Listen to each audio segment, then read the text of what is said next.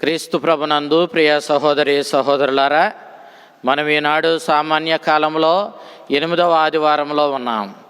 ఈనాటి దివ్య గ్రంథ పఠనాలు మనం చూసినట్లయితే మొదటి పట్టణము శిరాపుత్రుడైన యేసు జ్ఞాన గ్రంథం 27వ అధ్యాయము 4వ వచనం నుంచి 7వ వచనం వరకు, లూకా శుభవార్త 6వ అధ్యాయము 39వ వచనం నుంచి 45వ వచనం వరకు మనం ఆలకించాం. క్రీస్తు పూర్వం 200వ సంవత్సరము ప్రాంతంలో ఎవరో ఒక భక్తిమంతుడైనటువంటి యూదుడు ఈ శిరాపుత్రుడైన యేసు జ్ఞాన గ్రంథాన్ని వ్రాశాడు. ఈ గ్రంథం ద్వారా అతని ఉద్దేశం ఏమిటి అనంటే, యూదులను మోషే ధర్మశాస్త్రం పాటించేలా వారిని ప్రోత్సహించడానికి, వారిని దేవుని దగ్గరకు దేవుని మార్గంలో నడిపించడానికి అతడు ప్రయత్నం చేశాడు. అయితే ఒక వ్యక్తిగతమైన వ్యక్తిగా లేదా కుటుంబ సభ్యుడిగా, కుటుంబంలో సంఘంలో సంఘ సభ్యుడిగా ఎవరైనా తమ తమ బాధ్యతలు ఏ విధంగా నెరవేర్చాలి, తమ తోటి వారి ఎడల దేవుని ఎడల ఏ విధంగా వాళ్ళు తమ కర్తవ్యాన్ని బాధ్యతలను నెరవేర్చాలి అనే విషయాన్ని ఈ గ్రంథం మనకి స్పష్టంగా తెలియజేస్తూ ఉంది. నేటి మొదటి పట్టణపు ఈ భాగాన్ని మనం చూసినప్పుడు ఒక వ్యక్తి యొక్క మాట తీరును బట్టి, అతని సంభాషణ విధానాన్ని బట్టి అతడు ఎలాంటి వాడు అన్న విషయాన్ని, మంచివాడా చెడ్డవాడా, భక్తిమంతుడా భక్తిహీనుడా అన్న విషయాన్ని, నీతిమంతుడా నీతిమంతుడు కాదా అన్న విషయాన్ని స్పష్టంగా మనం గమనించవచ్చని రచయిత మనకి తెలియచేస్తూ ఉన్నాడు. వ్యవసాయి తాను వ్యవసాయం చేసినప్పుడు పండినటువంటి గింజలను జల్లెడలో వేసి ఊపినప్పుడు గింజలు క్రిందకి పడడం, మట్టి పిల్లలు కానీ తుక్కు కానీ ఆ జల్లెడలో మిగిలిపోవడం మనం చూస్తూ ఉన్నాం. జల్లెడ ఎప్పుడు ఉపయోగించినా అది గింజలను అదేవిధంగా తుక్కును వేరు చేస్తుంది. అదే రీతిలో కుమ్మరి తన కుండలను తయారు చేసే సమయంలో మట్టిని చక్కగా పిసికి దానిని బంకగా చేసి మట్టి పాత్ర గట్టిగా ఉండే రీతిలో అది సిద్ధపడినప్పుడు ఆ మట్టిని పాత్రగా మలిచి దానిని నిప్పుల్లో ఉంచుతాడు. అగ్ని ఆ పాత్ర మట్టి ఏ విధంగా తయారు చేయబడింది అన్న విషయాన్ని పరీక్షించి తేలుస్తుంది. ఒకవేళ మట్టి సరిగా పిసకబడినప్పుడు, ఆ మట్టి కుండలు చేయడానికి సరిగా వీలు కాని మట్టి అయినప్పుడు ఆ మట్టిని వాడి పాత్రలు తయారు చేసి ఆ పాత్రలను కుండలను నిప్పుల్లో ఉంచితే అవి పగిలిపోతాయి. ఆ పాత్రకు వాడినటువంటి మట్టి మంచిదో కాదో ఈ నిప్పు తేల్చేస్తుంది. అదేవిధంగా మనం ఒక చెట్టుని చూసినప్పుడు అది చక్కని ఫలాలు ఇస్తూ ఉంటే, ఆ ఫలాలు చక్కని రంగులో చక్కగా లావుగా మరి అవి ఫలిస్తూ ఉంటే ఆ చెట్టుని సరిగా పట్టించుకున్నట్లు, దానికి కావలసిన నీరు సకాలంలో అందించినట్లు, కావలసిన ఎరువు కూడా సకాలంలో అందించినట్లు మనకు అర్థమవుతుంది. అదే రీతిలో మనము మన తోడివారు, మన చుట్టూ ఉన్నవారు మనతో సంభాషిస్తూ ఉన్నప్పుడు వారి సంభాషణను మనం జాగ్రత్తగా గమనిస్తే, వారి సంభాషణే వాళ్ళు దైవభక్తి కలవారా, నీతివంతమైన జీవితం జీవించేవారా, లేక భక్తిహీనుల, నీతిని పాటించని వాళ్ళ అన్న విషయాన్ని వారి సంభాషణే తేల్చేస్తుంది. కాబట్టి మనం ఒక వ్యక్తి మాట్లాడకుండా అతనిని మంచివాడు అని పొగడడం సమంజసం కాదు. అతన్ని మాట్లాడనిచ్చి అతడు మాట్లాడినప్పుడు ఆ మాటల ద్వారానే ఆ వ్యక్తి యొక్క మంచితనము, గొప్పతనము, సుగుణము మనకు అర్థమవుతుంది. కాబట్టి దానిని బట్టి అతడు నిజంగా భక్తిమంతుడో భక్తిహీనుడో అంచనా వేసి దానిని బట్టి మనం ఒకరిని సన్మానించడమో లేదా సన్మానించకపోవడమో మనం నిర్ణయించుకోవచ్చు. కాబట్టి ఈనాటి ఈ మొదటి పట్టణాన్ని వ్రాసిన రచయిత సంభాషణే ఒక వ్యక్తి యొక్క గుణాన్ని మనకు తెలియజేస్తుంది. కాబట్టి మనం సంభాషణలో చాలా జాగ్రత్తగా ఉండాలి. మనం అడ్డదిడ్డంగా ఇష్టం వచ్చినట్లుగా మాట్లాడి మన యొక్క దుర్గుణాలని బయట పెట్టే వ్యక్తులుగా కాకుండా మనం సక్రమంగా మాట్లాడి మన సుగుణాలను బయట పెట్టే వ్యక్తులుగా మనం ఉండాలి. ఆ సుగుణాలను మనం అలవర్చుకోవాలి. అప్పుడు సహజంగానే ఆ అలవర్చుకున్న సుగుణాలు మన సంభాషణ ద్వారా ఇతరులకు అర్థమవుతాయి అన్న విషయాన్ని ఈనాడు మొదటి పట్టణపు రచయిత మనకు తెలియజేస్తూ ఉన్నాడు.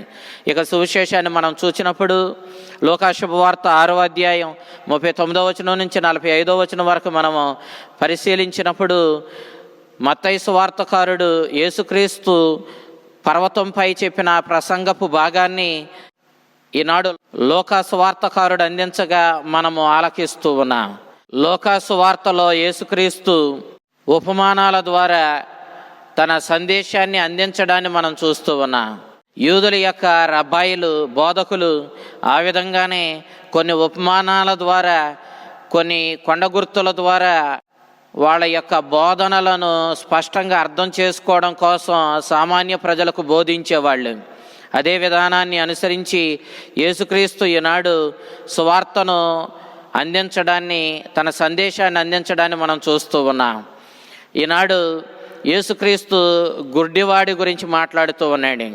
ఇద్దరు గుడ్డివాళ్ళు ప్రయాణం చేయడానికి ప్రారంభిస్తే ఇద్దరు వెళ్ళి గోతిలో పడతారు.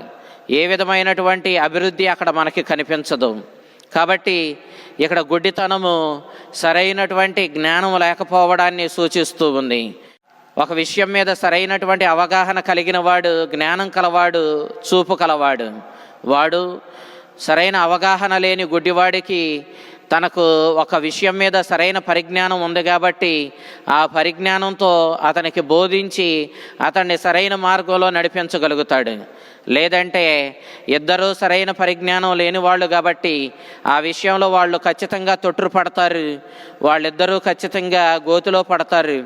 కాబట్టి సరైనటువంటి అవగాహన, జ్ఞానం కలిగినటువంటి ఆ వ్యక్తులుగా మనము రూపొందాలి. అంతటి జ్ఞానాన్ని మనము సంపాదించుకోవడానికి ప్రయత్నం చేయాలి. ఇక్కడ అంతటి జ్ఞానం కలిగినటువంటి యేసుక్రీస్తుని మనము సరైన జ్ఞానం లేని, పరిజ్ఞానం లేని మనము అనుసరించవలసిన వారిమై ఉన్న ఆయన మనల్ని గోతిలో పడకుండా నడిపించగలడన్న భావాన్ని ఇక్కడ మనం గమనిస్తూ ఉన్నాం. అదే రీతిలో ఒక విద్యార్థి తనకు బోధించేటటువంటి మాస్టర్ కంటే గొప్పవాడు కాదు. ఒక విషయం మీద సరైన అవగాహన కలిగినప్పుడు ఆ విద్యార్థి తాను మాస్టర్ గారితో వాదించగలుగుతాడు, దాని గురించి మాట్లాడగలుగుతాడు. అప్పటి వరకు మాస్టర్ గారి చేతిలో ఉన్న విద్యార్థి మాస్టర్ గారి అంత గొప్పవాడు కాదు. ఎందుకంటే మాస్టర్ గారికి ఒక విషయం మీద ఉన్నంత పరిజ్ఞానం, అవగాహన మరి విద్యార్థికి ఉండదు. కాబట్టి విద్యార్థి ఎప్పుడూ కూడా తాను చిన్నవాడినని గ్రహించుకొని తన జ్ఞానానికి తగ్గట్టుగానే ప్రవర్తించాలి. కానీ గర్వంతో తన మాస్టర్ గారినే ధిక్కరించి తాను పెద్ద జ్ఞానిగా చూపించుకోవడం సమంజసం కాదని ప్రభు తెలియచేస్తూ ఉన్నాడు.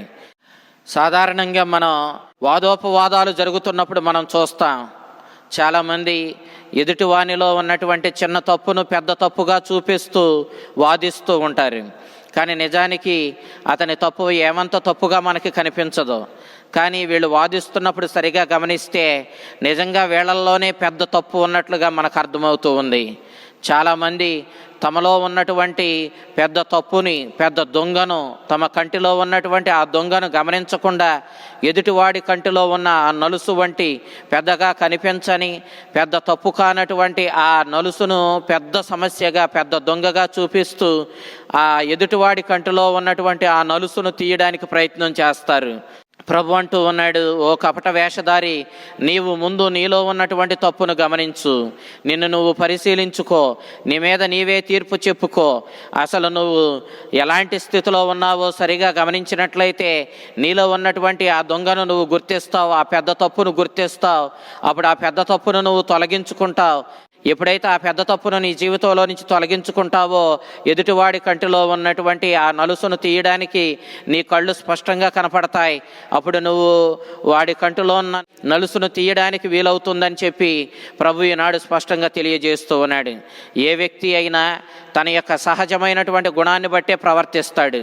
మనం సాధారణంగా చెట్లను చూసినప్పుడు వాటి సహజమైన గుణాన్ని బట్టే అవి ఫలాలను ఇస్తూ ఉంటాయి. ఉదాహరణకు ముళ్ళ చెట్లు ముళ్ళను, మంచి ఫలాలనిచ్చే చెట్లు మంచి ఫలాలనే ఇస్తూ ఉంటాయి. వాటి సహజమైన గుణాన్ని బట్టి అవి ఎలాంటివన్న విషయాన్ని మనం తేల్చవచ్చు.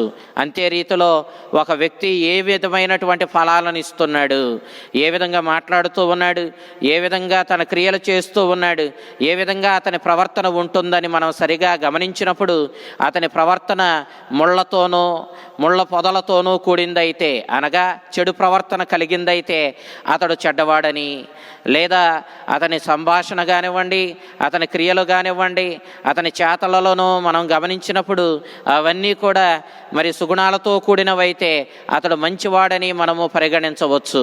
ఆ యొక్క వ్యక్తి యొక్క ప్రవర్తనను బట్టి, మాట తీరును బట్టి, అతని చేతలు బట్టి మనం అతడు ఎలాంటి వాడన్నది మనం గమనించవచ్చునని ప్రభు స్పష్టంగా మనకు తెలియజేస్తూ ఉన్నాడు. కాబట్టి ఈనాడు మనము మన సంభాషణలో కానివ్వండి, మన ప్రవర్తన క్రియల్లో కానివ్వండి, మనం ఎల్లప్పుడూ కూడా దైవభక్తి కలవారిగా, దేవుడు కోరినట్లుగా దేవుని వాక్యానుగుణంగా జీవించే వ్యక్తులుగా జీవించి మన జీవితాలను దేవునికి పెనవేసుకొని మనం దేవుని ప్రియమైనటువంటి నీతిమంతమైన జీవితం జీవించే దేవుని ప్రియమైన బిడలుగా మనల్ని మనం రూపొందించుకోవాలని ప్రభు నేడు మనల్ని కోరుతూ ఉన్నాడు. ఆ చల్లని ప్రభు, ఆ కరుణామయుడు మన జీవితాలను ప్రేరేపించి తన సందేశంతో మన జీవితాలను కట్టి ఉంచి మనం దేవునికి ప్రియమైన బిడలుగా మార్చి మన జీవితాలను ధన్యం చేయునుగాక.